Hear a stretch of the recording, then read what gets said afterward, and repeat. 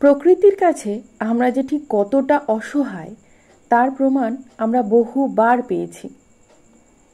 2024-এর এই বন্যা পরিস্থিতি আরও একবার তার প্রমাণ দিয়ে গেল।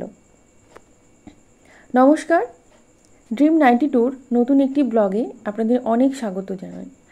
আজ চলুন আপনাদের ঘুরিয়ে দেখাই আমাদের এলাকার বন্যা পরিস্থিতির কিছু চিত্র। আমাদের এলাকার মানুষ কিন্তু বহু বছর এরকম বন্যা দেখেনি। 3 দিনের টানা বৃষ্টিতে সমস্ত কিছু ভাসিয়ে দিয়ে গেল। ভারতবর্ষ যেহেতু কৃষি নির্ভর দেশ, তাই বেশিরভাগ ভারতবাসীর জীবিকায় নির্ভর করে এই চাষবাসের ওপর। যেভাবে বন্যার জল প্রবেশ করছে তাতে চাষবাসের ক্ষতি তো হচ্ছেই, সমস্ত ফসল তো নষ্ট হবেই, উপরন্তু এই বন্যার জলের জন্য চাষের জমিরও অনেক ক্ষতি হবে এবং যেটা পুনরায় ফিরে পেতে কিন্তু অনেকটা সময় লাগবে চাষবাসের ক্ষেত্রে। আমার বাড়ি যেহেতু গ্রামের দিকে, তাই এই জিনিসগুলো আমি শুনেছি। এই যে জায়গাটি দেখছেন, এটা কিন্তু একটা স্টেশন চত্বর। দেখছেন পুরোপুরি জলমগ্ন হয়ে গেছে। এই স্টেশনটি হলো তকিপুর স্টেশন। ট্রেন চলাচল মোটামুটি এখন স্বাভাবিকই আছে, বাস অনেক কমে গেছে। এই যে আমরা রাস্তা ধরে আগাচ্ছি নদীবাঁধের দিকে, দেখুন একটু আগিয়েই দেখবো যে রাস্তার উপর জল উঠে গেছে।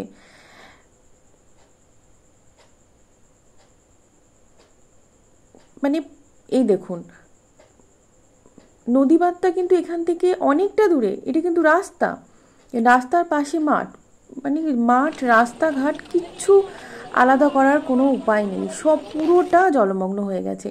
এই যে এটা আসলে একটা, এইটা নদী, কিন্তু আপনি কিছু বুঝতে পারছেন যে কোনটা নদী, কোনটা মাঠ, কোনটা রাস্তা? কিচ্ছু বোঝার উপায় নেই। এখানে যদিও নদী বাঁধটা ভেঙে গেছে, সেই কারণের জন্যই হো করে জল ঢুকছে।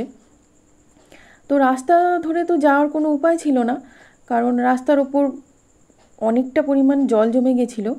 সেই কারণের জন্য আমাদের কিছু করার ছিল না, আমরা রেল লাইন ধরেই হেঁটে আসছিলাম। এই দেখুন, মানে কোনো জায়গাটাই ফাঁকা নেই, সমস্ত রাস্তা জলমগ্ন। এখনও পর্যন্ত তবুও মানুষজন এই রাস্তা বরাবর হেঁটে আসতে পারছেন। আর কিছুটা সময় পার হলে এই রাস্তা বরাবর আর হেঁটে আসা যাবে না, জলের স্রোত এতটাই বেড়ে যাবে, কিচ্ছু করার থাকবে না। এই যে দেখছেন, এগুলো কিন্তু মাঠ, চাষের জমি। কিছু বুঝতে পারছেন? জমি না পুকুর, কিচ্ছু আলাদা করার জায়গা নেই। পুরো ওই যে দেখছেন দূরে মানুষজন হেঁটে আসছে, পুরো জলমগ্ন হয়ে গেছে। আর এটা চাষের জমি, কিন্তু এখানকার জলের স্রোত দেখেছেন, পুরোপুরি যেন ভাসিয়ে নিয়ে চলে যাবে। তো আর কি, আমরা একটু দেখে এলাম বন্যা পরিস্থিতিটা।